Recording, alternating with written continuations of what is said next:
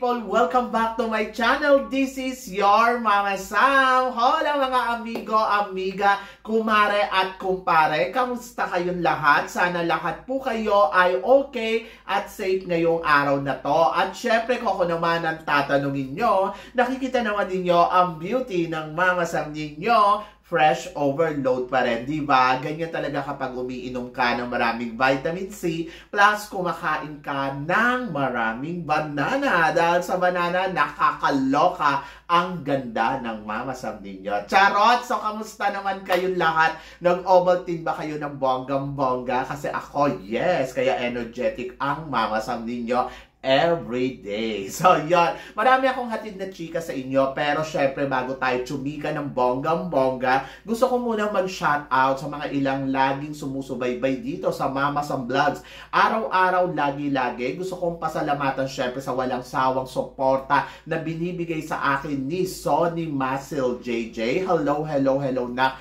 Maraming salamat sa support na binibigay mo. Andyan din si VS Nervous. Maraming salamat. Ninya B.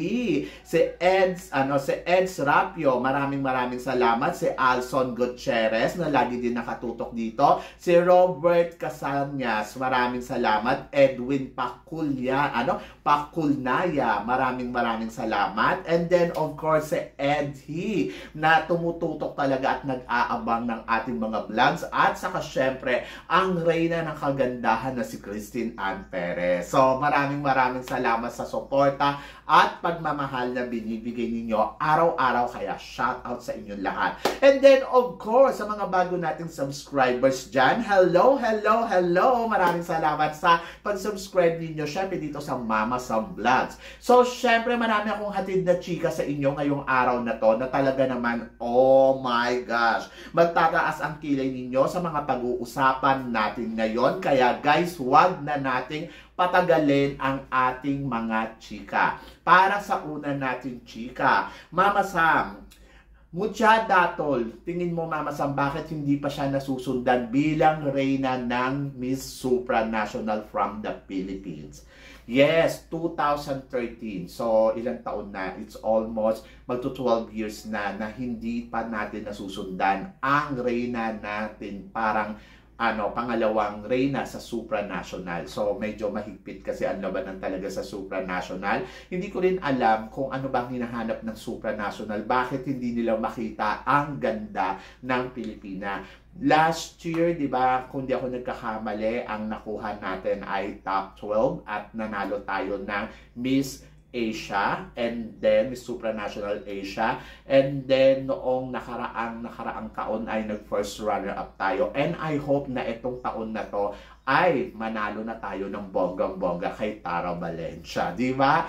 Si Tara Valencia, to be honest, beauty panalo, performance winner. Kaya lang, medyo worry lang ako kay Tara Valencia doon sa kanyang com skills. And then, dito kasi sa supranational, maraming tanungan na nagaganap, di ba? So, I hope na sana si Tara Valencia ay ma-prepare niya ng sarili niya pagdating sa com skills, sa communication skills, na para ma-penetrate niya talaga ang pagiging isang Miss Supranational. So, wala akong problema kay Tara Valencia sa performance kasi magaling at yung ganda. Yung com skills lang kasi medyo nag-struggle talaga siya pag Q&A na. Pero syempre, isang taon yung hinintay natin, di ba? Para mag-compete ito si Tara Valencia, and I hope she well prepared talaga para sa competition ng Miss Supranational. And then, I hope din na sana masundan na si Mucha Datol. Di ba? So, yun. At sa mga nagtatanong naman, bakit si Mucha Datol yata hindi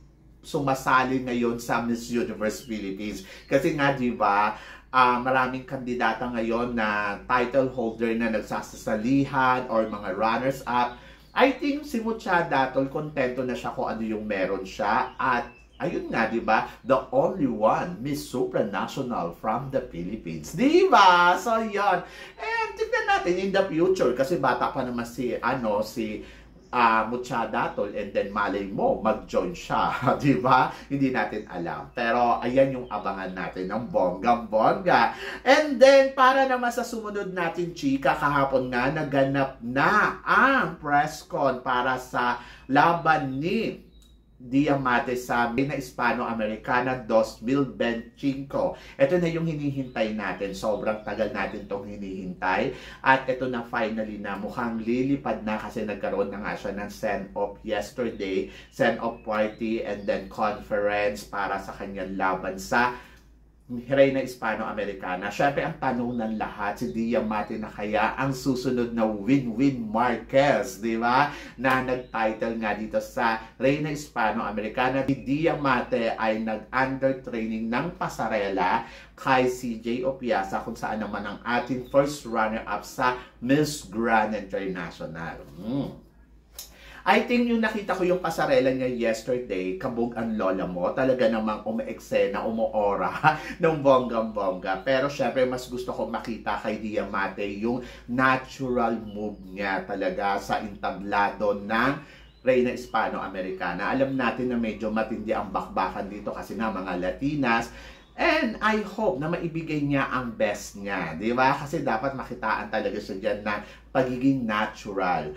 So, kung ikukumpara natin yung laban ni Win-Win noon at yung magiging laban ni Diamante ngayon, syempre iba si Diamante. Challenge to para kay Diamante na masungkit ang corona ng Reina Hispano-Americana. Ang malalaman natin, ako parang feeling ko may laban naman si Diamante, pero nandoon ako na tignan natin kasi ang dami din naman talagang magaganda at nakita naman ninyo nakabugera din yung ibang kandidata.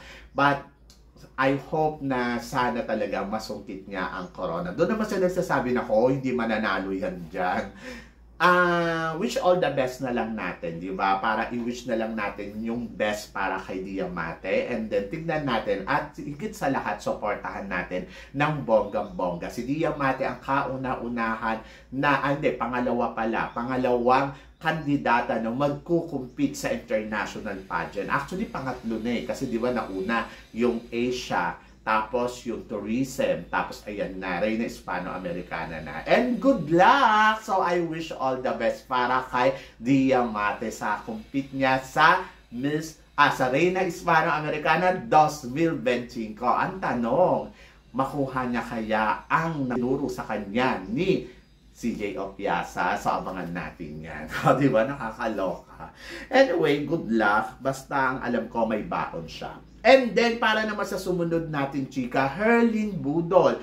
10 million follower na sa TikTok at saka sa iba niyang social media account. Tingin mo, Mama Sam, ito kaya si Herlyn Budol na ang hinihintay ni Mr. Nawat para sa laban niya sa Miss Grand International para sa Pilipinas?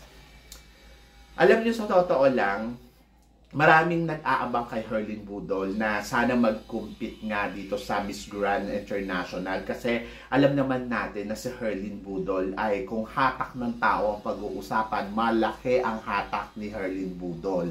And then, nandoon din na talaga naman masasabi ko kung ganda, katawan, winner. Pero kasi aminin din natin guys na si Herlyn Budol meron siyang kakulangan pagdating sa para maging kompleto siya bilang kandidata. Ayun yung com skills.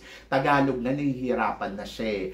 I hope na sana talaga maano niya to, maayos niya to para alam mo yung makapag-compete siya ng bonggang-bongga. Kasi kung iisipin mo, why not? Di ba?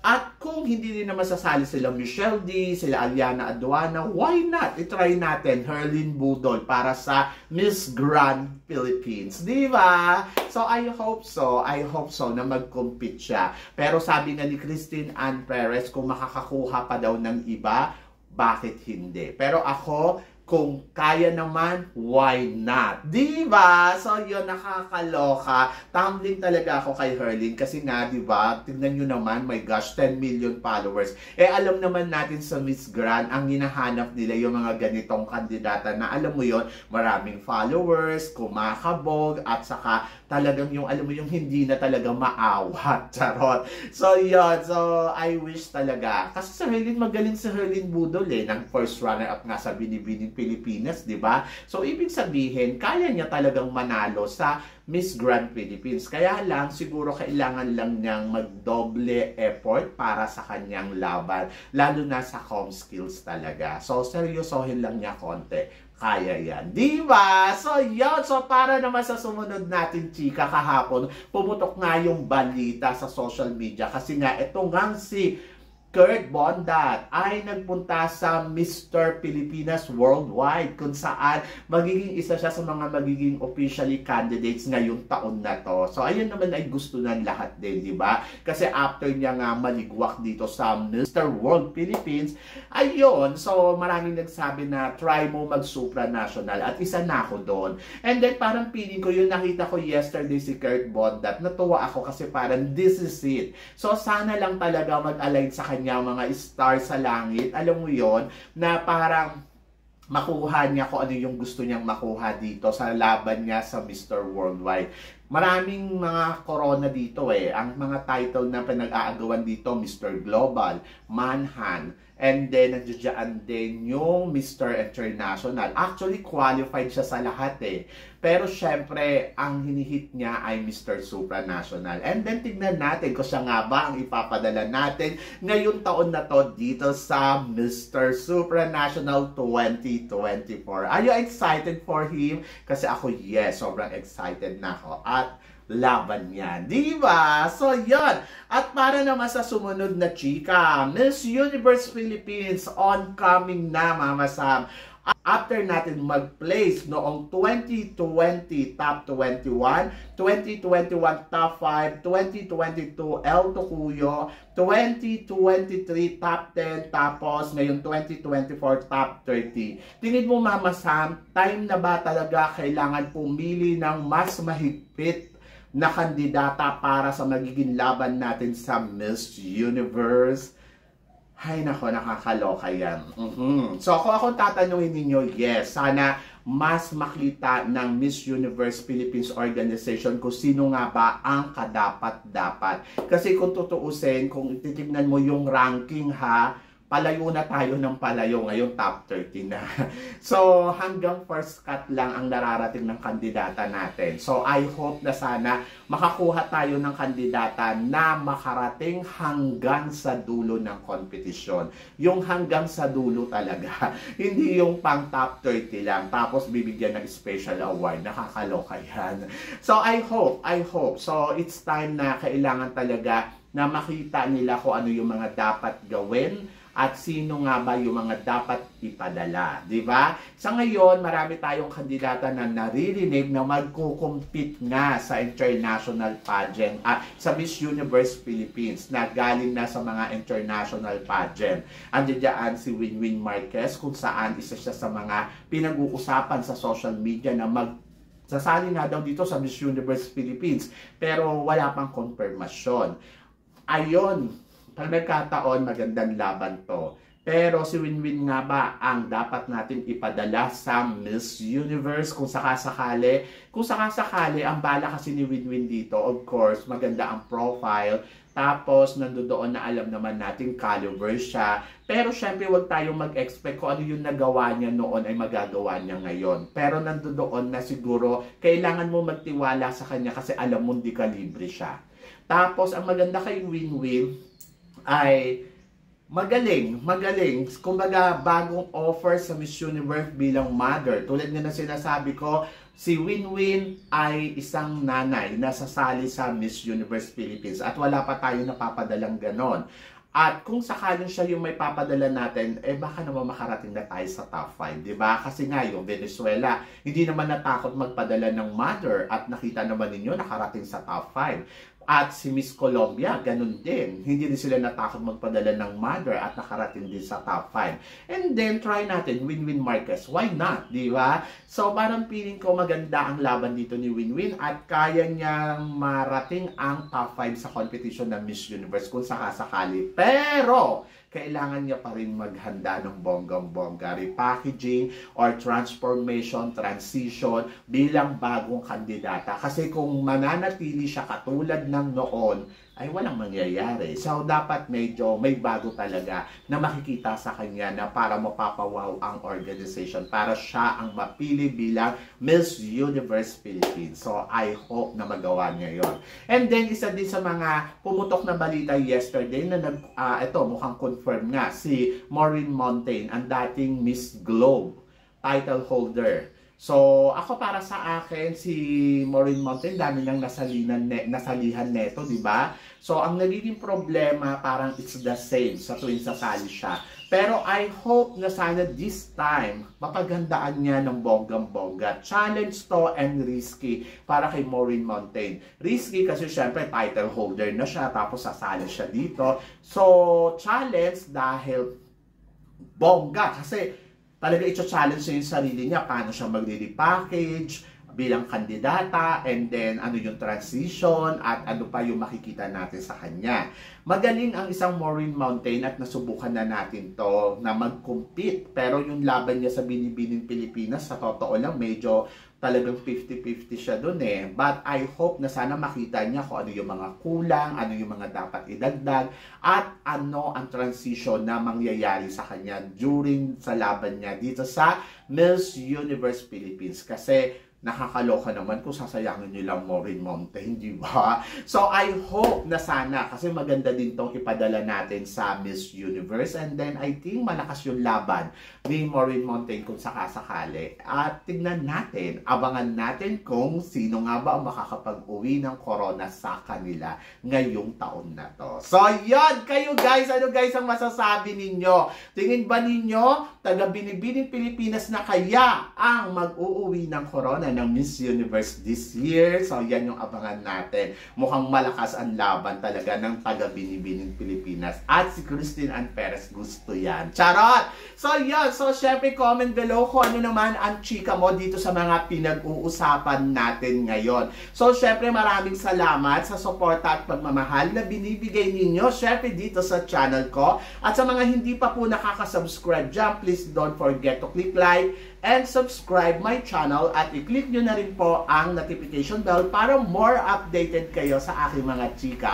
Sabi kang ganon, always keep smiling and always think positive. So guys, laban lang. So guys, hanggang dito na lang. Hanggang sa uli nating chikahan. See you tomorrow. Thank you guys.